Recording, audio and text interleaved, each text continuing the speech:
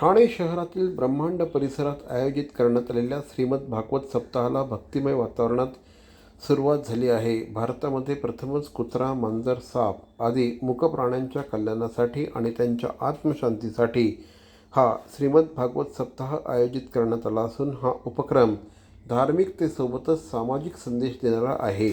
मूक प्राण्यांच्या अकाली मृत्यूला आळा घालणे, सेवा, करुणा, संवेदनशीलता वाढवणं हा या आयोजनामागचा मुख्य उद्देश आहे.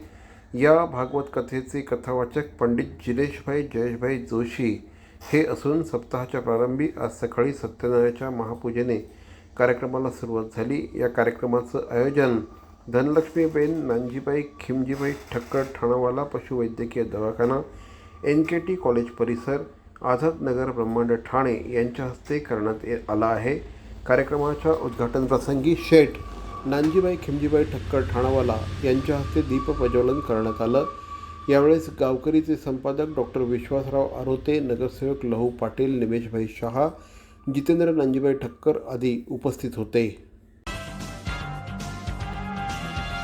भवानी ज्वेलर्स ठाणे, पारंपरिक आणि आधुनिक दागिन्यांचा अप्रतिम संगम. प्रत्येक स्त्रीची पहिली पसंती भवानी ज्वेलर्स ठाणे. नक्की भेट द्या.